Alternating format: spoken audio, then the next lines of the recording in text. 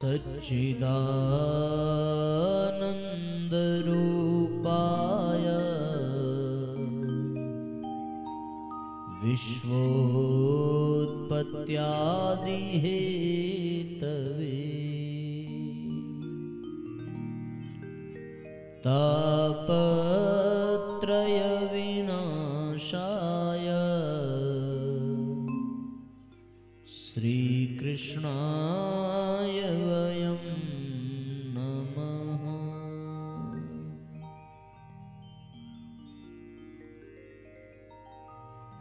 इस श्लोक का अर्थ तो हम सब जानते हैं, सच्चिदानंद रूपाय, अर्थात जो सच्चित आनंद स्वरूप है।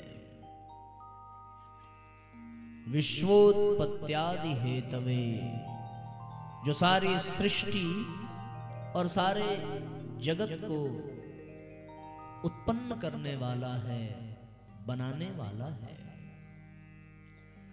अंततो गत्वा समस्त सृष्टि को अपने ही भीतर जो समेट लेता है।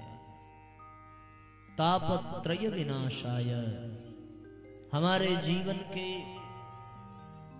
त्रितापों को नष्ट करने वाला, हमारे जीवन में श्रेष्ठता का, दिव्यता का संचार करने वाला कौन है? वो कोई और नहीं, भगवान कृष्ण। उन भगवान श्री कृष्ण को हम सभी भावपूर्वक नमन करते हैं, प्रणाम करते हैं।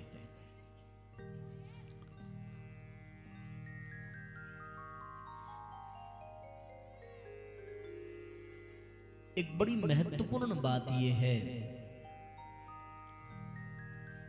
कि हम सब जब ईश्वर को प्रणाम करते हैं, ईश्वर को नमन करते हैं, तो इसका अर्थ यह है कि हम ईश्वर को स्मरण कर रहे हैं।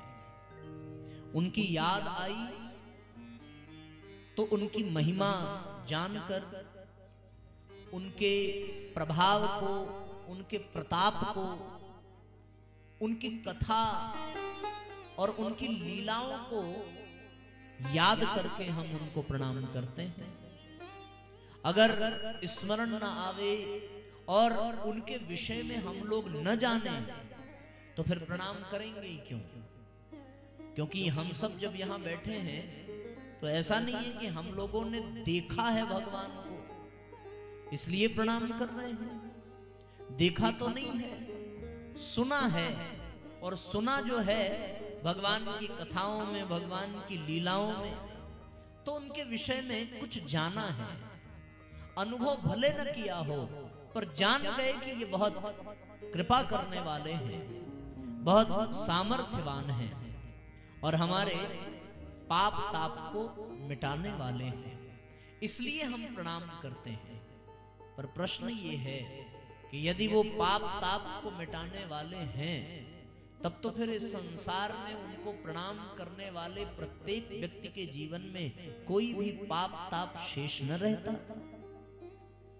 और सबका जीवन पाप से मुक्त होता। पाप से यदि जीवन मुक्त हो जाए तो फिर संसार में किसी बात का दुख रह नहीं जाएगा, क्योंकि जितने भी दुख हैं, जितने भी कष्ट हैं, वो पाप के ही तो परिणाम हैं। और जब पाप ही समाप्त भगवान को प्रणाम करने से, तो फिर दुख कहां से रहने वाला? और ऐसा नहीं है कि हम लोग प्रणाम नहीं करते, प्रणाम भी करते हैं। ऐसा भी नहीं है कि वो पापों को मिटा नहीं सकते, मिटा भी सकते हैं। लेकिन ऐसा भी नहीं है कि हमारे जीवन में दुख ना हो। विचित्र सी बात लगती है, हम प्रणाम भी करते हैं, वो पाप मिटा भी देते हैं, और फिर भी हमारे जीवन में दुख है, तो कुछ न कुछ तो गड़बड़ है। अभी हम लोगों ने सुन लिया, सच्चिदानंद रूपाय, भगवान सच्चित आनंद स्वरूप है, सारी सृष्टि को बनाने वाले हैं, तीनों प्रकार के पापों को मिटाने वाले हैं। ऐसे भगवान को हम प्रणाम करें। प्रणाम किया, वो पाप को मिटाने में समर्थ भी हैं, फिर भी पाप मिटा नहीं, फिर भी दुख मिटा नहीं। इसका तात्पर्य या तो हमारे प्रणाम करने में कमी है, या तो उनके पाप मिटाने में कमी है। कोई ना कोई एक तो झूठा है। ये बात समझ में आ रही है ना? कौन झूठा है ये विषय अलग है, पर परिणाम को देख करके ये सिद्ध हो रहा है कि या तो हमारा प्रणाम झूठा है, या तो उनका पाप का मिटाना झूठा है। या तो हम प्रणाम ठीक से करना नहीं जानते, या तो वो पाप ठीक से मिटाना नहीं जानते। ये निष्कर्ष निकलता है। यदि ये सत्य है तो फिर तो हमारे जीवन का दुख मिटना चाहिए, हमारे जीवन की परेशानियां मिटनी चाहिए। और यदि एक एक व्यक्ति से उंगली उठा करके गंभीरता से पूछा जाए तो एक एक के जीवन में अनगिनत परेशानियां, अनगिनत समस्याएं अपने आप प्रकट हो जाएंगी। कहना नहीं पड़ेगा, बस उसको विश्वास हो जाए कि इसके सामने कहने पर हमारा दुख दूर होगा। तो ऐसा कौन है जो मौन रहेगा? हर व्यक्ति तो ये चाहेगा कि जीवन की समस्याएं मिट जाएं। और यहाँ ये कहा जा रहा है कि बिना किसी के कहे केवल भगवान को प्रणाम करने से मिटेगा। बात समझ में आ रही है? प्रणाम कैसे करते हैं हम लोग? हाथ जोड़ते हैं, मस्तक झुकाते हैं और फिर झुका करके प्रणाम करते हैं। ऐसे ही तो करते हैं। हाथ ऐसे जोड़ा, मस्तक झुकाया और फिर नेत्र बंद करके अपने हृदय में ध्यान किया, प्रणाम किया। इसका मतलब प्रणाम करने में 3 प्रकार की मुद्राएं बन रही हैं। एक मुद्रा हाथ जोड़ने की, एक मुद्रा मस्तक झुकाने की और एक मुद्रा हृदय में भाव करने की। 3 मुद्राएं हो गई। प्रणाम करने के लिए हाथ उठे यानी ये हमारा कर्म हो गया। आगे मस्तिष्क झुका यानी ये हमारा विचार हो गया। और हृदय में भाव आया तो इसका तात्पर्य ये भाव हो गया। कर्म भी हुआ, विचार भी और भाव भी। तीनों प्रक्रियाएं जुड़ी तब जाकर के प्रणाम हुआ। हाथ जोड़ा, जोड़ना योग कहलाता है। कर्म भी हाथ से ही करते हैं और योग का तात्पर्य जोड़ना, यानी जब जीवन में कर्म योग आ जाए तब प्रणाम कहा जाएगा। उसके बाद दिमाग में ही तो सारे ज्ञान भरे हैं और अपने समस्त ज्ञान से भरे मस्तिष्क को उनके सामने झुका देना, यानी विनम्रता, यानी शालीनता, यानी समर्पण। इसका तात्पर्य कि हमारा ज्ञान भी उनको समर्पित। तो ये क्या? ये ज्ञान योग हो गया। इसका मतलब ज्ञान योग हुआ तब प्रणाम हुआ, कर्म योग हुआ तब प्रणाम हुआ। और जब हृदय में उनको ध्यान किया, उनका भाव किया, उनको स्मरण किया, तो इसी को तो भक्ति योग कहते हैं। हाथ से कर्म योग, मस्तिष्क में ज्ञान योग और हृदय में भक्ति योग का जब जागरण होता है तब जाकर के सही अर्थों में प्रणाम होता है। यानी भगवान को प्रणाम कर्म से भी, भगवान को प्रणाम विचारों से भी और भगवान को प्रणाम भावनाओं से भी। तीनों से प्रणाम करें तब तो वो प्रणाम सही है। और अगर ऐसा प्रणाम होता है तो हमारे प्रणाम में कोई कमी नहीं है, फिर कमी है उनके पाप को दूर करने में। यानी हम अपना काम ठीक कर रहे हैं, वो अपना काम ठीक नहीं कर रहे, तो उनकी वो जाने। यहां हम सब उनका मूल्यांकन करने तो बैठे नहीं हैं, यहां बैठे हैं हम अपना मूल्यांकन करने। तो प्रश्न ये है कि क्या हम लोग ठीक से प्रणाम करते हैं? क्या हमारे जीवन में कर्म योग है? क्या हमारे जीवन में ज्ञान योग है? क्या हमारे जीवन में भक्ति योग है? और अगर है तो बात बन जाएगी, क्योंकि उनके लिए तो शास्त्र कह रहा है कि वो पाप को मिटाने वाले हैं। अब तो केवल परखना खुद को है। यानी हमने कर्मों से प्रणाम किया क्या? हमारे कर्म भगवान को प्रणाम करने के योग्य हैं क्या? प्रणाम करने का मतलब यह है कि जब आपने किसी को प्रणाम किया तो इसका मतलब आप उसका सम्मान करते हैं, आप उसका आदर करते हैं। और आदर और सम्मान का एक ही मतलब है कि आप उसकी बात मानते हैं, वो आपको अच्छा लगता है। तो क्या आपके कर्म भगवान का सम्मान कर रहे हैं? क्या आपके कर्म भगवान को आदर दे रहे हैं? क्या आपके कर्म भगवान के अनुसार हो रहे हैं? नंबर 1। दूसरा, फिर मस्तिष्क का ज्ञान भगवान के सामने झुका तो क्या आपका ज्ञान भगवान के लिए प्रसन्नता का कारण है या नहीं? कहीं आप अपनी प्रतिभा, अपनी बुद्धि, अपने ज्ञान का दुरुपयोग तो नहीं कर रहे हैं? ये दूसरी बात। तीसरा, आपके हृदय में सच्चा भाव आया कि नहीं आया भगवान के लिए? मंदिर गए तो सही, मस्तक झुकाया तो सही, हाथ जोड़ भी लिया, पर भाव क्या है ये भी तो सोचना पड़ेगा। एक से एक भाव लेकर के लोग भगवान के पास जाते हैं।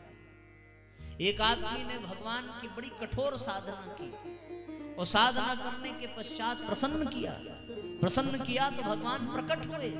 भगवान ने पूछा क्या चाहिए? बोला हम जब जहां जो चाहे वो मिल जाए। भगवान ने कहा अच्छी बात है, बिल्कुल मिल जाएगा। मिल तो जाएगा, पर एक शर्त यह है कि तुम जो चाहोगे उसका ठीक दुगना तुम्हारे पड़ोसी को मिलेगा। बोला ठीक है, मंजूर है।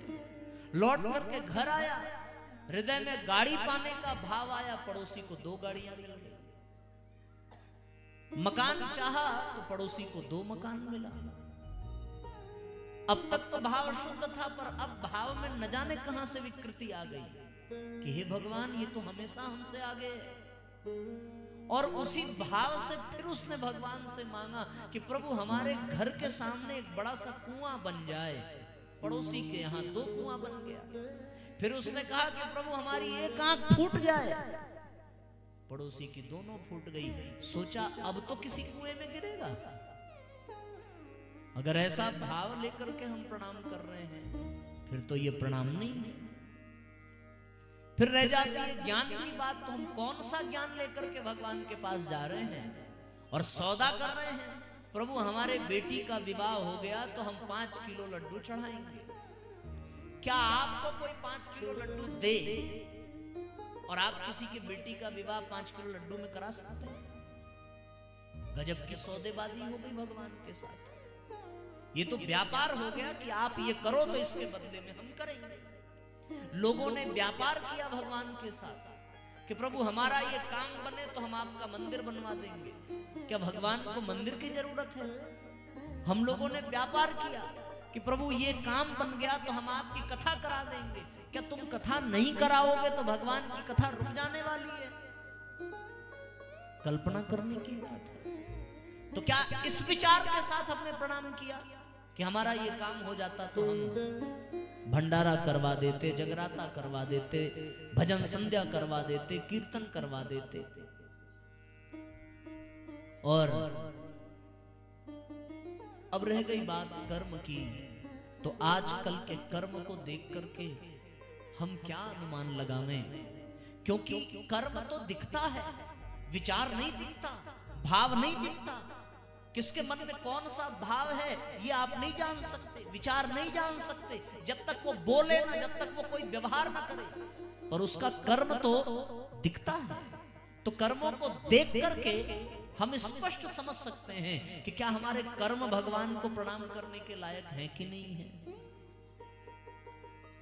इन चीजों पर विचार करें तो ऐसा लगता है कि न हमने कर्म से भगवान को प्रणाम किया, न विचार से भगवान को प्रणाम किया, न भाव से भगवान को प्रणाम किया। क्योंकि प्रणाम का मतलब था सम्मान देना, प्रणाम का मतलब था आदर देना, प्रणाम का मतलब था उनके अनुशासन को स्वीकार करना, प्रणाम का मतलब था उनके जैसा बनना, ऐसा करना कि वो प्रसन्न हो, ऐसा सोचना कि वो हर्षित हो, और ऐसा भाव करना कि वो हमारे हो जाएं।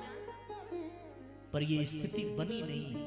इसका तात्पर्य ये हुआ कि प्रणाम करने में हमारे कमी रह गई। और अगर हमारे प्रणाम करने में कमी रह गई तो फिर पाप मिटेगा कैसे?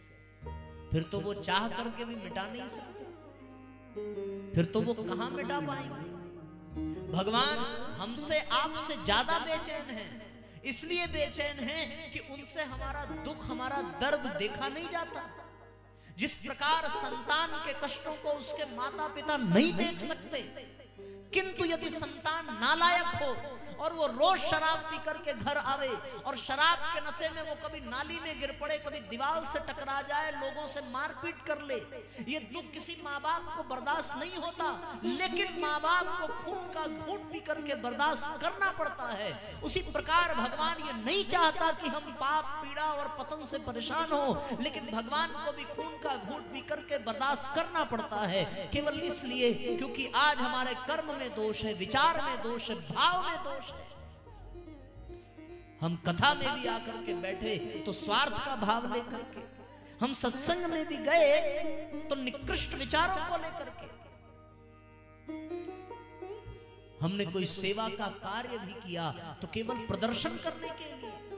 न कर्म शुद्ध रह गया, न विचार शुद्ध रह गया, न भाव शुद्ध रह गया। फिर भगवान कैसे हमारे पापों को मिटाएंगे? भगवान कैसे हम पर कृपा करेंगे? वो तो हमेशा हमारे पास है। किसी ने बहुत सुंदर लिखा है, आप सबने सुना होगा, पास रहता हूं तेरे सदा मैं, अरे तू नहीं देख पाए तो मैं क्या करूं। अब भगवान को देखने, भगवान को पाने के यही 3 रास्ते हैं, कर्मयोग, ज्ञान योग और भक्ति योग। कर्म ठीक हो तो भगवान दिखे, भगवान मिले। विचार ठीक हो तो भगवान दिखे, भगवान मिले। और भाव ठीक हो तो भगवान दिखे और भगवान मिले। कर्म भी विकृत हो चले, कर्म सत्कर्म बनते पर कुकर्म बनते चले गए। विचार सद्विचार बनने थे पर कुविचार बनते चले गए। भाव सद्भाव से युक्त होते पर दुर्भावनाओं ने जगह बना ली, और भगवान पास होते हुए भी न कभी दिख पाए, न कभी मिल पाए।